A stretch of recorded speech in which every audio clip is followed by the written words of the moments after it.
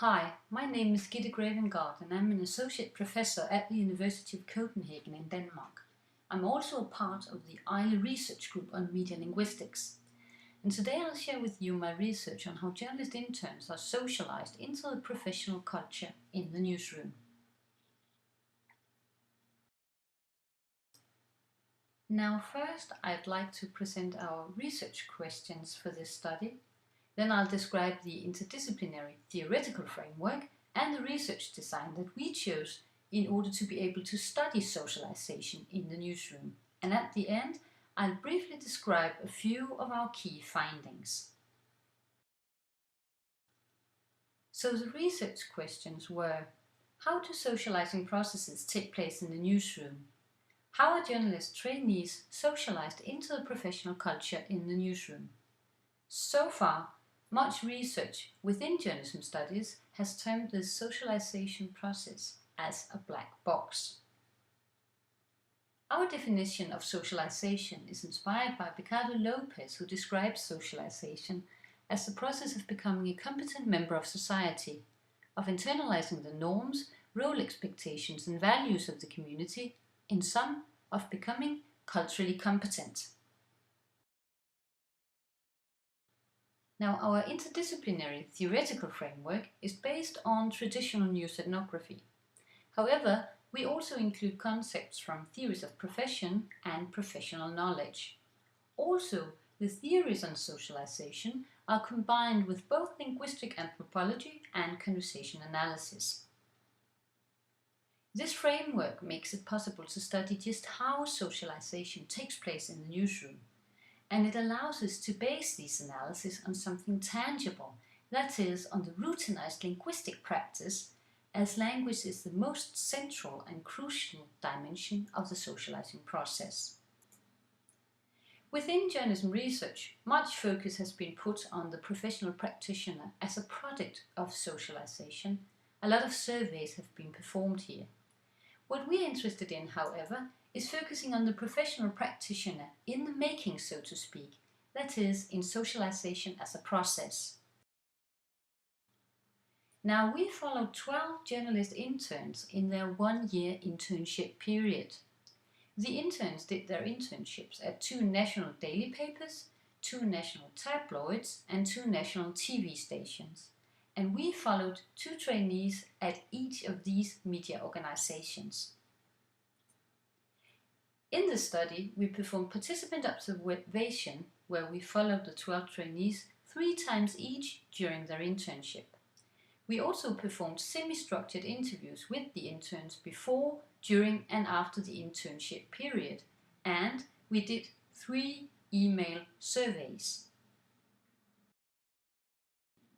So my ambition today is to focus on the relation between the intern, that is the novice, and the editor, who is the professional veteran. So I'll show you 3 findings from our microanalytical studies of the routinized practice in the newsroom. The first finding is from the important ideation process and is concerned with how the intern gets an idea. From studying conversations and interactions between editors and interns in the newsroom, we found that getting an idea for a news story can happen in several different ways. We've placed these ideation formats on a continuum stretching from incidents where the intern has little freedom of action, that's to the left, to incidents where he's given much more freedom, that's to the right. Now let's look at the incidents where the trainee is given little freedom to create an idea. Here, the editor assigns what we call a cut and dried idea to the intern. In this example, the editor issues orders to the intern about an idea concerning a man who has escaped from a psychiatric hospital. The editor tells the intern to call the doctors and ask, is he dangerous and to whom? Is he only dangerous to the family? What should one do if one meets him? On this left side of the continuum, the intern does not have much freedom to make decisions for himself. However, on the right side of the continuum, the intern is allowed to develop an idea for himself and therefore has much more freedom of action, as we shall see in a while. Here an intern describes how it often starts with something you have perhaps read somewhere. The news story I did on work environment in the National Church was because of a little theme on their own website. My story about dealing with hash stems from a report, and the story I did on the trade union movement was just something I'd been thinking about.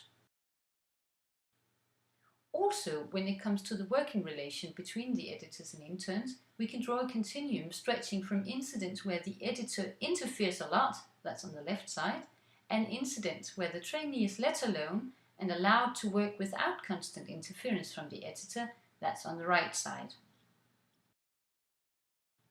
Finally, our third continuum demonstrates how the editors can exercise maximum control, perhaps taking over the intern's keyboard and writing, that's on the left again, to editors exercising a minimum of control, acting as support and coaches to the interns, that's on the right side of the continuum.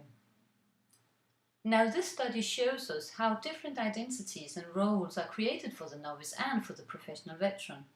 We see how the intern becomes a more competent member of the professional culture, displaying professional expertise and craft ethos, and thus moving towards the right side of the three continua you have just seen. Now this study has been an example of the recent linguistic turn within news ethnography. In my opinion, this turn advances media research because of the linguistically sensitive approach, and it makes it possible for us to explicate the important tacit professional knowledge. This was only a very brief description of our study. Please do not hesitate to contact me for further information and references to articles. Also, feel free to visit the website from my Danish research group, Center for Interaction Research and Communication Design, and you all have a nice conference in Australia.